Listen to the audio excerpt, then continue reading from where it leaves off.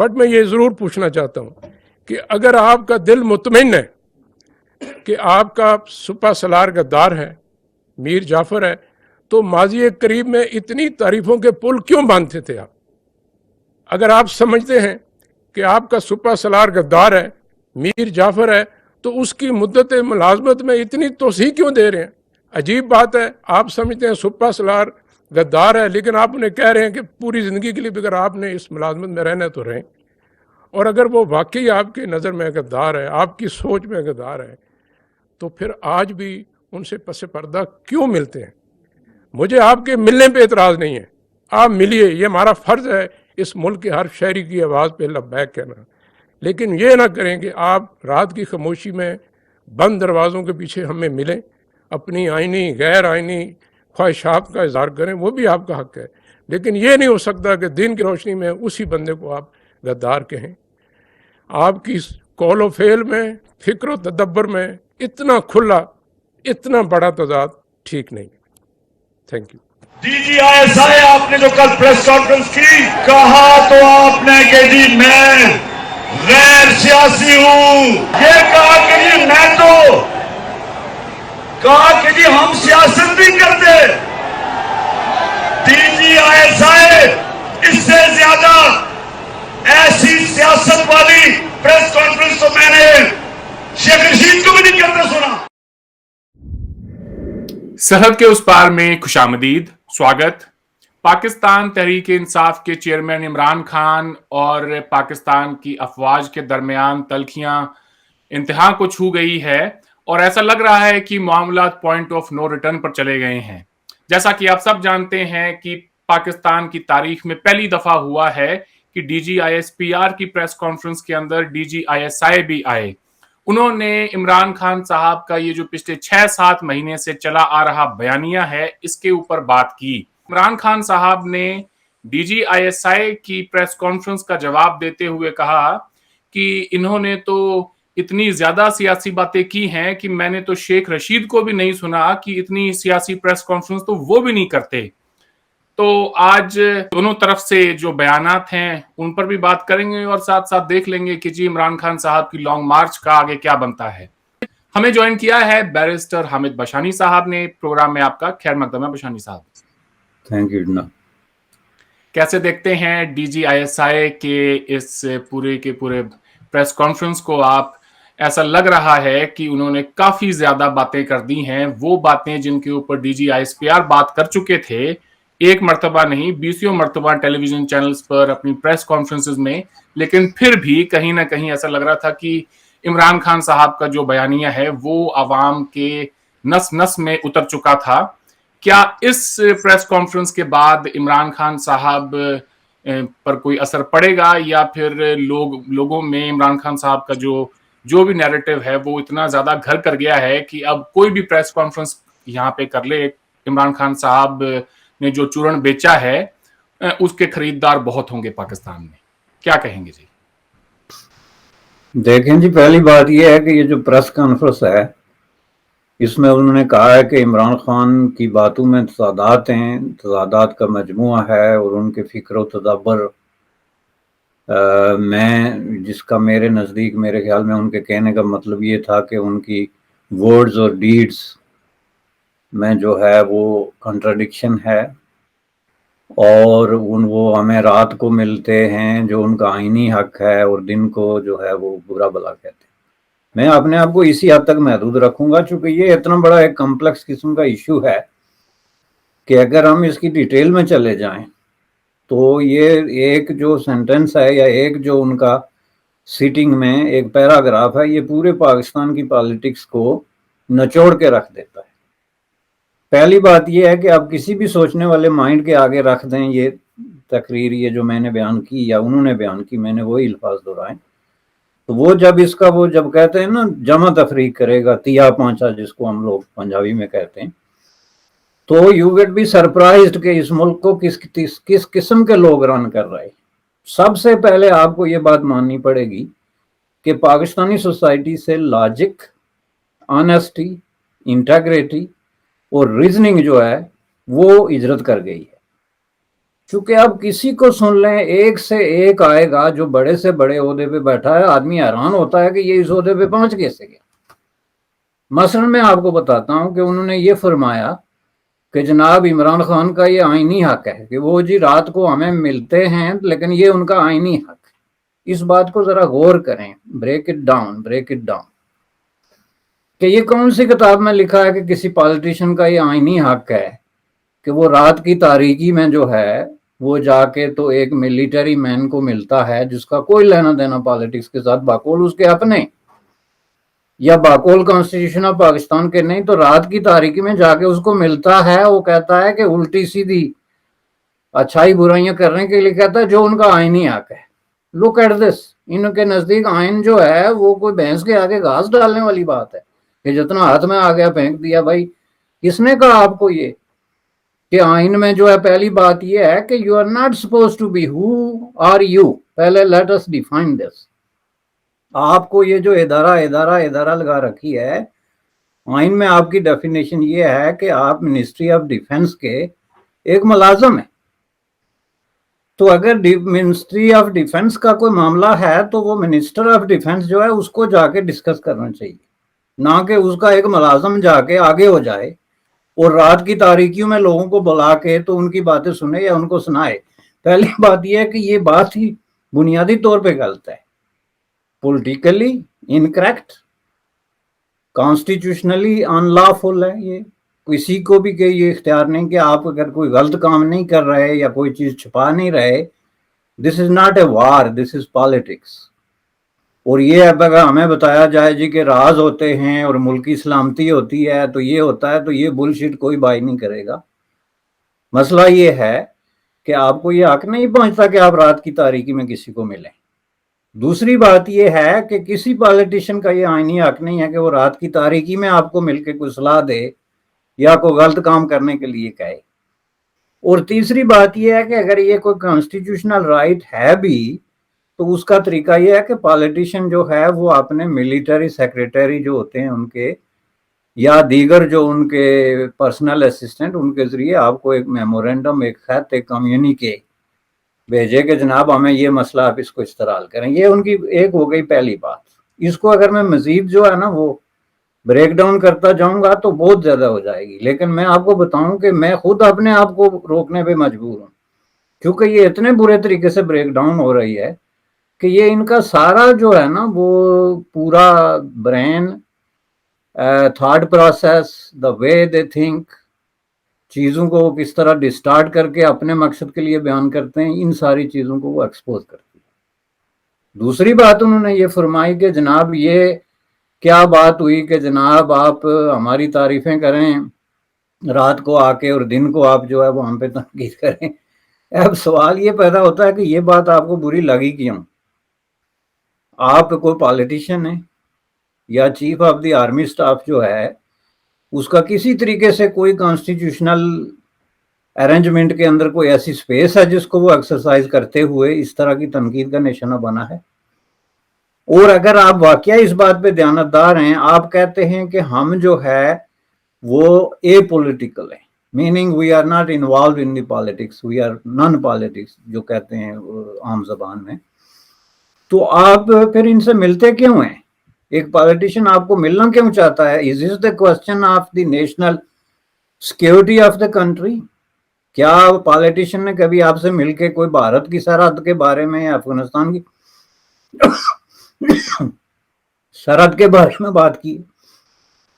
تو یہ تو ایک پولیٹیکل ملاقات جب آپ کرتے ہیں نوئنگلی، تو آپ پھر کیسے کہہ سکتے ہیں کہ ہمیں پالیٹکس میں انوالو نہیں ہے؟ بھائی پالیٹکس میں انوالو کیا آدمی دوسرے کے جو ہے وہ بازو توڑ کے انوالو ہوتا ہے کہ پالیٹکس میں involve is all about communication, all about meetings جو آپ کرتے رہے ہیں نان سٹاپ اور آپ نے خود تسلیم کیا۔ تیسری چیز یہ ہے کہ عمران خان نے یہ جو تنقید کی ہے یہ اس کی فیلنگز یہ ہیں کہ دے لیٹ می ڈاؤن۔ اب اس نے جن اچھی باتیں آپ نے کی، سیلاب میں ساتھ دیا، کراچی میں پتہ نہیں کیا کر دیا، اس نے تو کھل کے تعریف کی، تقریر کی، اور وہ ٹی وی پہ آپ خود چلا کے لوگوں کو دکھا رہے ہیں، تو وہ اچھے کام تھے، اس نے تعریف کی۔ تو جو کام اسے پسند نہیں آئے اس نے اس پہ تنقید کی.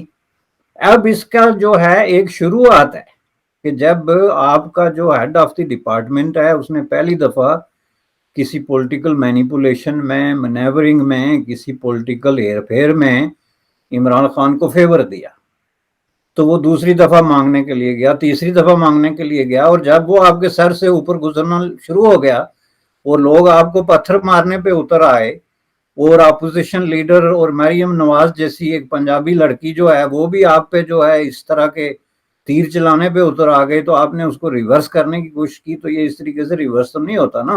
اور ساتھ میں آپ مسلسل کہتے رہے کہ ہمارا پالیٹکس سے کوئی تعلق ہی نہیں. اس کو انہوں نے کہا تضاد بیانی. یہ ہے تضاد بیانی، وہ نہیں ہے جو عمران خان کہہ رہا ہے. اس کی تو آپ نے بیبی سیٹنگ کر کے تو اس کو سپائل کیا، جس کو ہم انگریزی میں سپائل کہتے ہیں، غلط قسم کی اس کی عادات بنا دی، اور بعد میں اچانک جو ہے وہ چوسنی کھینچ لی. تو اب اس میں وہ کیا کرے؟ اب یہ تو آپ کو دیکھنا چاہیے تھا کہ ہم ملک کے اتنے بڑے پاپولر لیڈر جو کہ نواز شریف ہے، اور اتنی بڑی میجارٹی والے آدمی کے خلاف ایک کنسپیریسی جو ہے وہ ہیچ ہو رہی ہے، اور ہم اس کا حصہ بن رہے ہیں، اور اس طریقے سے ہم ملک کی پولیٹیکل کلاس کو وکٹمائز کر رہے ہیں، اور ہم ایک آدمی کو اتنی اننیسیسری قسم کی سپیس دے رہے ہیں. تو یہ جو ہے اس کا بیک لیش بھی ہو سکتا ہے کہ جو ہوا، میں اس کو بیک لیش کہتا ہوں، کیونکہ وہ پھر لوگوں کا رائٹ بن جاتا ہے. میں آپ کو کہوں کیسے، آپ خود یہ کل تجربہ کر کے دیکھیں، نیوزی لینڈ یا کینیڈا میں وہ مانگنے والے تو کم ہوتے ہیں، لیکن کوئی ڈھونڈ کے دیکھیں، اور وہاں سے آپ گزرتے ہوئے ایک دن اس کو ایک پینی پھینک کے جائیں، دوسرے دن پھینک کے جائیں، تیسرے دن آپ نہ پھینکیں، میں آپ کو دیکھتا ہوں وہ کیا کرتا ہے آپ کو. He will take it as a right. ممکن ہے وہ آپ کو جو ہے وہ اٹھ کے تو جو ہے حملہ کر دے آپ پہ کہ how come you did not give me my money. They will call it my money. تو یہ بات جو ہے یہ ان کی سمجھ میں نہیں آتی. لڑائی بات جو ہے ورڈز اور ڈیڈز کی، تو وہ تو سب سے زیادہ آپ کا پرابلم ہے کہ آپ جھوٹ بول رہے ہیں کہ ہم سیاست میں انوالو نہیں ہیں، اور آپ عملی طور پہ مکمل طور پہ وہ جو کہتے ہیں کہ up to the I balls, آپ سیاست میں دھنسے ہوئے. پاکستان میں چڑیا پر نہیں مارتی آپ کی مرضی کے بغیر. آپ نے ایسے ایسے ایم ایل اے اور ایم پی ایز کریٹ کیے ہوئے ہیں جو پورا دن بیٹھ کے تو وہ آپ کے انتظار میں کرتے رہتے ہیں کہ آپ کا میسج آئے تو وہ اگلا کام کریں. تو آپ کہتے ہیں آپ پالیٹکس میں انوالو نہیں. تو یہ ساری تقریر اگر آپ دیکھیں تو یہ ساری تقریر ان کے اپنے تضادات، غلط بیانی، ڈبل سپیک، ڈبل سٹینڈرڈ، اور پاکستان کے عوام کو لیٹ ڈاؤن کرنے، ڈیموکریسی کو انڈرمائن کرنے اور اس ملک کو مذاق بنانے کے مترادف ہے. اس سے زیادہ اس میں کوئی چیز تبصرے کی ہے ہی نہیں.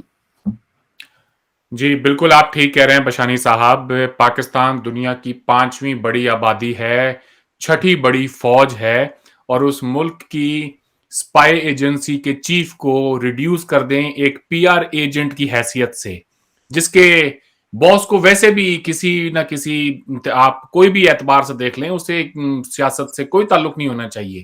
تو آپ یہ کہہ رہے ہیں کہ D G I S I کو یہ پریس کانفرنس، یا D G I S P R کو بھی یہ پریس کانفرنس کرنی ہی نہیں چاہیے تھی. Is that what you're saying?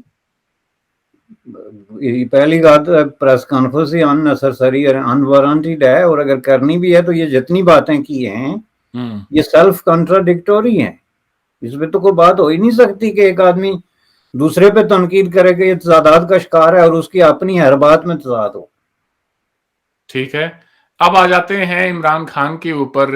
وہ جو کہہ رہے ہیں کہ جی تم نے بڑی سیاسی پریس کانفرنس کی ہے، اتنی تو شیخ رشید نے بھی نہیں کی، اور یہ لانگ مارچ کے اندر جس قسم کی وہ باتیں کر رہے ہیں، اتنا تو کلیئر کر دیا ہے کہ جی ہم گورنمنٹ کو ہٹانے کے لیے یہ لانگ مارچ نہیں کر رہے. تو پھر اس لانگ مارچ کو کرنے کا اصل مقصد کیا ہے؟ حاصل کیا کرنا چاہتے ہیں عمران خان؟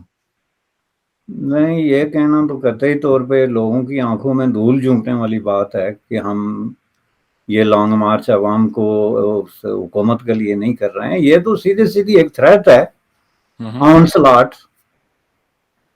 جو پہلے سے کمزور اور دیوار سے لگی ہوئی ایک حکومت ہے جن کو حکومت کرنے کا حق ہی نہیں ہے، کیونکہ now they are now acting as a جو ہے نا رنگیلا. جس طریقے کی ان کی حرکات و سکنات ہیں، they don't deserve to be respectable government وہاں پہ. تو ان کو ہٹانے کے لیے یہ جو اتنا بڑا جو ہے ڈرامہ ہو رہا ہے. اور پہلے آپ وہ رپورٹس پڑھیں, بی بی سی نے جو ایک رپورٹ دی ہے کہ اس پہ پیسے کتنے خرچ ہو رہے ہیں.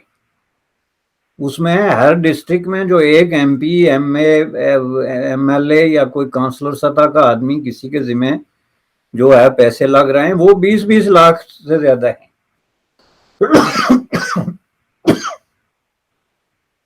تو اتنے بڑے پیسے جو آپ کروڑوں بلینز آف روپی ایک ایسے ملک میں جہاں لوگ بھوکے ننگے ہیں اور جن کے مسائل جو ہیں وہ 2 وقت کی روٹی اور اس طرح کی چیزیں ہیں, وہاں پہ آپ اتنے بڑے پیسے لگا کے تو کیا ثابت کرنا چاہتے ہیں مثلا کہ کیا لوگ آپ کے ساتھ ہیں؟ تو وہ ہیں, پہلے سے ہیں.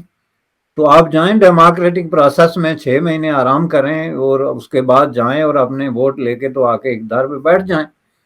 اب یہ جو اس طرح کا ایک کلچر وہاں پہ شروع ہو گیا نا, جو کچھ انہوں نے کیا وہ بدترین تھا.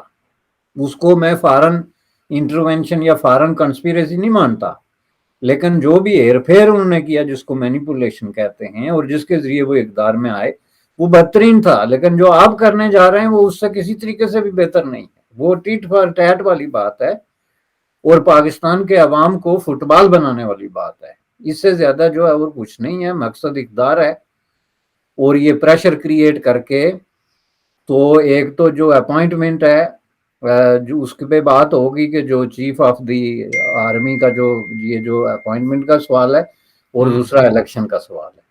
اور یہ دونوں چیزیں جو ہیں وہ الیکشن تو ایک کانسٹیٹیوشنل اوبلیگیشن ہے جس سے کوئی فرار اختیار نہیں کر سکتا. It could be question of time, وہ ہمیں سمجھ میں آتا ہے. تو جہاں تک آرمی چیف کی جو اپوائنٹمنٹ ہے وہ اگر اتنا کوئی امپارٹنٹ ایشو ہے تو وہ پھر اس چیز کی گارنٹی ہے پاکستانی عوام کو, ان کو مبارک ہو کہ آئندہ 100 سال تک بھی ان پہ حکومت جو ہے وہ یہی لوگ کریں گے جن کو جو کہتے ہیں ہمارا سیاست سے کوئی تعلق نہیں. چونکہ آپ کے پالیٹیشین اس قدر نااہل ہیں, اس قدر جو ہے وہ ذہنی طور پہ نابالغ ہیں, اس قدر ڈیپینڈنٹ ہیں اور اس قدر سائیکالوجیکلی ڈپریسڈ ہیں کہ وہ کوئی قدم جو ہے اپنے طور پہ اٹھا سکتے ہی نہیں ان کی مدد, تعاون اور ہدایت کے بغیر.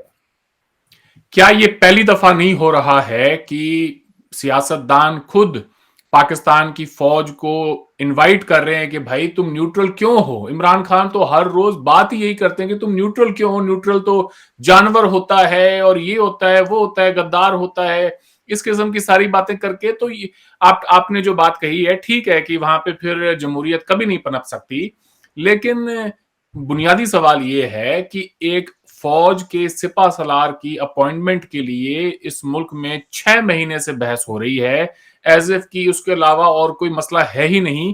تو اس سے تو یہی پتہ چلتا ہے کہ اصل جو سینٹر آف پاور ہے وہ تو وہی ہے. اور تو پھر یہ عمران خان اور کون سی حقیقی آزادی اور یہ ساری باتیں کر رہے ہیں جب آپ کا مطالبہ کسی ایک ایسے شخص کی اپوائنٹمنٹ کو لے کر ہے اور وہی آپ کا فوکل ایشو ہے, تو پھر یہ کون سی حقیقی مارچ کو لے کے نکلے ہیں؟